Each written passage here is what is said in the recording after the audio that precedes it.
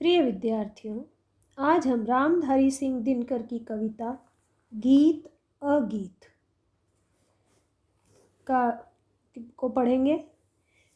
प्रस्तुत कविता में कवि ने मनुष्य और प्रकृति के स्वभाव का गेयता के आधार पर आकलन किया है। मनुष्य हर्ष हो या विषाद में हृदय राग गाता है, लेकिन प्रकृति सहज भाव में पशु पक्षी वनस्पति आदि के माध्यम से अपने वातावरण में अमर गीत प्रति क्षण गाती रहती है। मनुष्य अपने हृदय गति के अनुसार उसके कार्य व्यापारों से तादात्म्य स्थापित करता चला आ रहा है।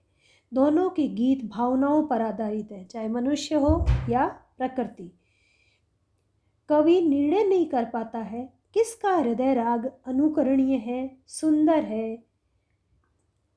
कविता में मुखर और मौन के सौंदर्य को दर्शाया है, यानी कविता जो गीत के रूप में प्रस्फुटित हो जाती है और मौन जो काव्य है वो अगीत के रूप में अभिव्यक्त नहीं होता है।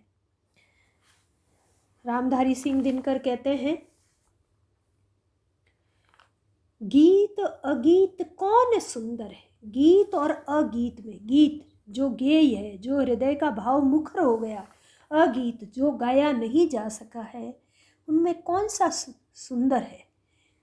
प्रश्नवाचक चिन्ह लगाते हैं, फिर कहते हैं, गाकर गीत विरह के तटनी वेगवती बहती जाती है, दिल हल्का कर लेने को उपलों से कुछ कहती जाती है। यानी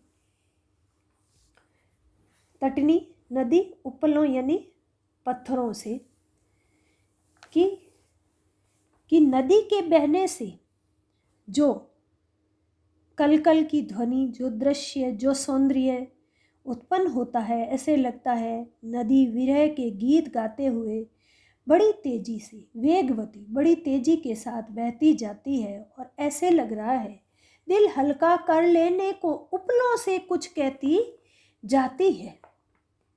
यानी अपने दिल को हल्का करने के लिए, अपने हृदय की विरह वेदना को, पीड़ा को हल्का करने के लिए जब वो पत्थरों से टकराती है, चलने वाली नदी, जब बहती नदी, तो ऐसे लग रहा है उन पत्थरों से भी कुछ कहती जा रही है।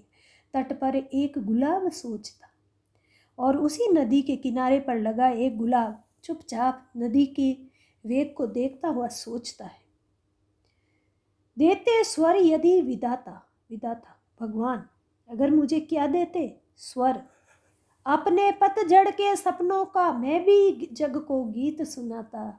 और जब मेरे सारे पत्ते झड़ जाते और मैं पतझड़ में, जब मेरे भी दर्द भरे दिन होते, तो मैं भी जग को अपने गीतों के माध्यम से अपनी पीड़ा अभिव्यक्त करता। गा गा कर बह रही निर्झरी, कि ये नदी गा गा करके कितनी सुंदरता से बह रही है। पाटल मूक खड़ा तट पर, और गुलाब का फूल चुपचाप तट पर खड़ा है। गीत अगीत कौन सुंदर, कि सुंदर क्या है, गीत या अगीत। बैठा शुक्र उस घनी डाल पर, जो खोते पर छाया देती।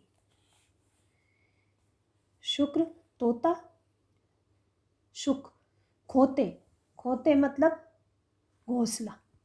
बैठा शुक उस घनी डाल पर, जो खोते पर छाया देती। और जो नदी के किनारे घनी डाल पर तोता बैठा है, उसी डाल की छाया में जो घोंसला है, पंख फूला नीचे खोते में सूखी बैठ अंडे सेती है। और उसी घोंसले में पंख फूला करके, उस घोंसले पर बैठ करके सूखी तोती अपने अंडे सेती है, अपने अंडों की देखभाल करती है। गाता सुख जब किरण बसंती, वसंती छूती अंग पर्ण से छनकर। और जब सूर्य की किरणें पत्तों से छनकर आती है और तोते के पंखों का स्पर्श करती है, तो तोता गाने लगता है। किंतु शुकी के गीत उमड़ कर रह जाते स्नेह में सनकर, लेकिन उसका गाना सुनकर उसकी मादा तोती सुकी भी गाना चाहती है, लेकिन उसका गीत केवल प्रेम में सरोबार होकर के रह जाता है, उसके मुंह से कुछ नहीं निकलता। गूंज रहा सुख का स्वर वन में, फूला मगन सुखी का पर है, गीत अगीत सुंदर कौन है। उधर तोते के गान से पूरे जंगल में वन में गुंजायमान हो रहा है, उधर उसकी मादा है यानी उसकी तोती सुकी, वो उसके गाने को सुनकर ही प्रसन्नता का अनुभव करती है। उसके मन में बहुत सारे भाव उमड़ते हैं, लेकिन वह नहीं गा पाती। गीत अगीत सुंदर कौन, यानी जिसको मुखरित होने का अवसर मिला और जिसको नहीं मिला, दोनों में कौन सुंदर है। दोनों के भाव ही बहुत सुंदर है, चाहे वो अभिव्यक्त कर सके या न कर सके।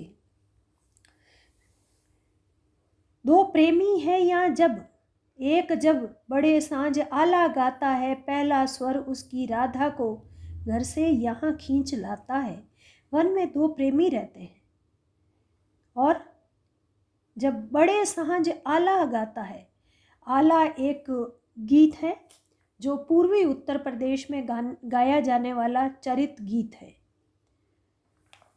और जब उनमें से एक है वो आला गाता है, पहला स्वर उसकी राधा को घर से यहाँ खींच लाता है, और जब उसका स्वर सुनाई देता है तो उसकी प्रेमिका उसकी राधा उस गाने को सुनने के लिए खींची चली आती है। चोरी चोरी खड़ी नीम की छाया में छिपकर सुनती है, और चोरी चोरी छिप कर के नीम की छाया में सुनती रहती है। और क्या सोचती है, हुई क्यों मैं कड़ी गीत की, विधना यूं मन में गुनती है। और वो क्या सोचती है कि मैं गीत की पंक्ति क्यों नहीं बनी, गीत की कड़ी क्यों नहीं बनी। अगर मैं गीत की कड़ी होती तो आज मेरे प्रेमी के गीत का हिस्सा हो जाती, और क्यों नहीं बन पाती। और विधना यूं मन में गुनती है, ऐसा ही ऐसा वो मन में गुनती है। वो गाता पर किसी वेग से फूल रहा, इसका अंतर है। और जब उसका प्रेमी आला गाता है उस वेग के साथ, उस तीव्रता के साथ, लेकिन अंतर्मन प्रसन्नता से किसका फूलता है, उसकी प्रेमिका का। वो सिर्फ सोचती रहती है, अभिव्यक्त नहीं कर पाती। गीत अगीत कौन सुंदर है, गीत जिस और अगीत जो अभिव्यक्त नहीं हुआ, और गीत जिसने स्वर में अभिव्यक्त कर दिया, कौन सुंदर है।